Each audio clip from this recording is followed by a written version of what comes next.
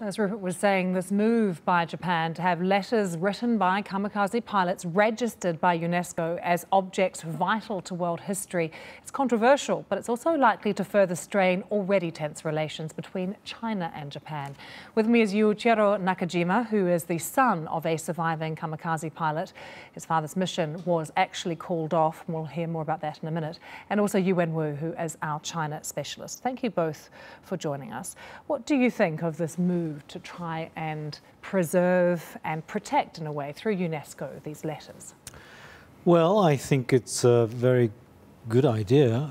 These were letters written by people placed in an extraordinary environment and in a very difficult place. They had to choose either to volunteer to go on these missions. Some people didn't have a choice. I think they were effectively told to do it, but were placed under enormous pressure not to withdraw their election to go on these missions if they could.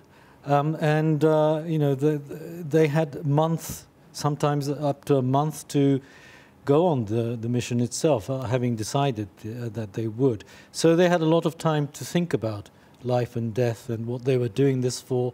And it wasn't all about fanaticism or dying for the emperor per se. Lots of people, my father included, said that they did it because they knew that this was the only way that they can protect their family, their mothers, their sisters, or whoever that were left at home. Do you think there is a chance, though, that it does glorify what they did? No, I think glorification would be the wrong term to use. If these letters represented government policy and the decision-making process, then yes, that might be glorification. These are letters written by those people who are at the receiving end of the policy-making process. And as I said before in a Newsnight program, I don't think this was the right policy to pursue, but they were there to execute the policy, and in a way, they were victims of that wrong policy making. Yuwen, it's incredibly controversial. We tried to contact some other Chinese analysts and people to talk to us about this, and actually they wouldn't. They felt that this was actually almost too emotional for them, and they were not even impressed that we were running this story. Can you just tell us and explain some of the reactions? I can understand their feelings completely. I mean, you mentioned glorification. That's exactly how China sees this attempt. Actually, as soon as the application was made known to the world, Chinese Foreign Ministry spokeswoman actually came out with a very strong statement saying such an application attempts to glorify Japan's imperialist history and challenges the victory of the world's anti-fascist war and also the international order after the war.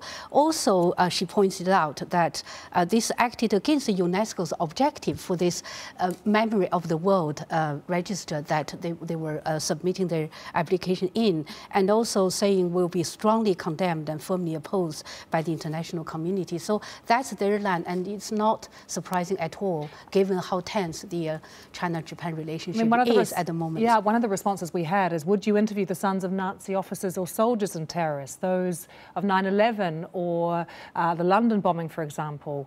If they'd left videos or letters, would they also be given UNESCO heritage status? I mean, these are very emotional arguments. How do you respond to some of these comments? Well, I think the comparison with terrorists is a bit unfortunate and unjustified.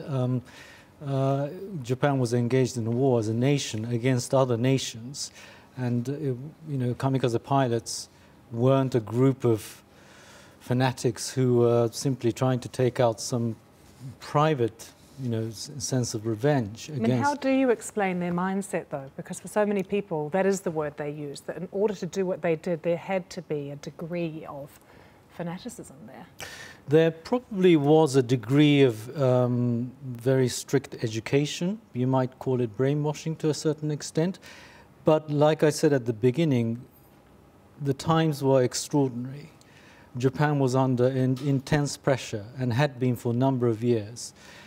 The country was facing defeat, and many people, certainly the educated soldiers and officers, knew that they were looking at they were at the precipice of complete annihilation if they didn't do something. I'm not justifying. No, I understand. The means, but what I am saying is that we have to go back to why these letters were written. And the letters were written because the soldiers felt that they were being pushed into a certain course of action. Their lives were pretty much, spoken for. Yuwen, do you think that these arguments are going to be listened to or even given a voice at all in China? And just finally, does China intend to do anything about this, UNESCO appeal?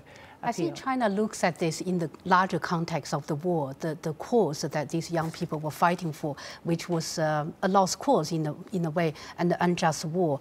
It's interesting, I browsed through some Chinese website, and a Chinese visitor who actually visited the Qirong Peace Museum, he had this to say. He said, although it's called a Peace Museum, everywhere I see, armed flags, swords, and blood letters, and the narration from the people there were full of admiration for the kamikaze pilots. So this young man says, from the letters on display, you see words like serve the emperor and dying for the cause, etc. So these are what really incensed the Chinese, because it is a very unjust war, and on the receiving end were many, many people, many, many victims of the war in China and in Southeast Asia. So that's why they think this is against the principle of peace promotion.